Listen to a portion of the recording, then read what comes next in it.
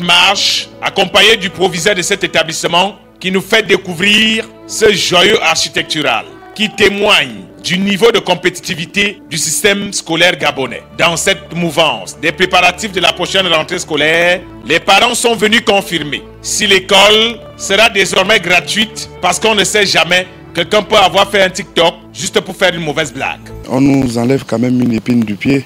Avec ça, accompagné à la bourse qui est revenue, ce n'est qu'un soulagement. C'est pour encourager l'éducation. N'est pas aussi quelque chose qu'on doit nécessairement avoir gratuitement, mais il faut juste mettre les gens dans des conditions. Je salue les mesures qui ont été prises, c'est salutaire, c'est vraiment, c'est très bien. Mais j'incite et je voudrais que ce soit encore bien plus, parce que les couches sociales gabonaises sont épuisées dans les différents secteurs. L'école sous l'arbre à palabres va maintenant éviter les palabres et les dessous de table. Dans cet établissement, les responsables expliquent clairement ce qu'on entend par gratuité pour la prochaine rentrée. Avant, on payait les frais d'inscription, l'association des parents d'élèves, mais depuis les instructions des plus hautes autorités de ce pays, donc cette année 2023-2024, la scolarité est gratuite. Depuis là qu'on a commencé, il n'y a aucun parent qui a déboursé quoi que ce soit, ni pour l'association des parents d'élèves, ni pour les frais de scolarité. À quelques mètres de là, nous sommes rendus dans une école primaire publique. Ici, les préparatifs vont également bon train. Les parents d'élèves arrivent tous les jours pour inscrire leurs enfants avec la nouvelle donne qui veut que l'éducation désormais soit gratuite au Gabon. Le directeur de cet établissement le confirme. Le taux de scolarité au Gabon est élevé. Ça favorise parce qu'il y a des parents démunis. Nous recevons des enfants de classe démunis, même s'ils n'ont rien, mais on fait du social aussi. On les inscrit. Donc cette mesure aussi encore a mené les parents à amener encore les enfants à l'école. Ce qu'on nous demande aux parents de venir vraiment s'inscrire, venir amener les enfants pour les inscriptions et réinscriptions.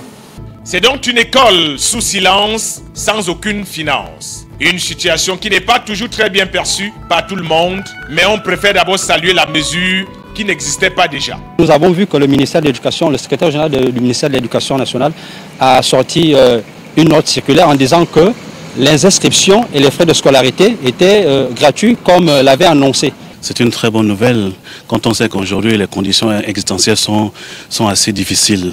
Donc c'est bienvenu pour tout le monde. Ça va permettre aux parents, même ceux qui ne travaillent pas, de pouvoir inscrire leurs enfants à l'école. L'école est désormais gratuite au Gabon, au propre comme au figuré. Terminer les maîtresses qui enseignent, le fils en journée et le père au cours du soir dans un isoloir. Les enseignants ont été clochardisés.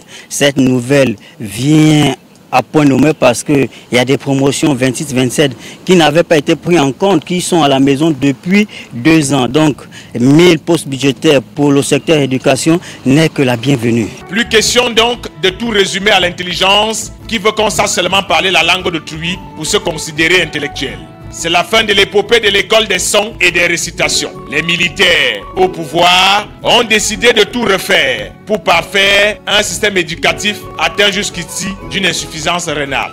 L'école des bruits où les parents se retrouvent dans les ennuis judiciaires parce qu'ils ont créé une banque dans leur poche pour garder l'argent des associations des parents d'élèves. Quand ce ne sont pas les parents présidents d'APE, ce sont les enseignants qui se retrouvent derrière les barreaux parce qu'ils ont confondu leur salaire aux frais exigibles. Certains ont attendu, après 36 ans, des métiers pour commencer à mettre la dalle dans leur premier immeuble construit en 35 ans de carrière.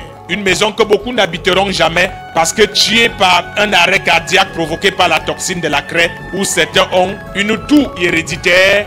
On dirait qu'ils exploitent la carrière. C'est donc la nouvelle école voulue par les militaires de transition au Gabon.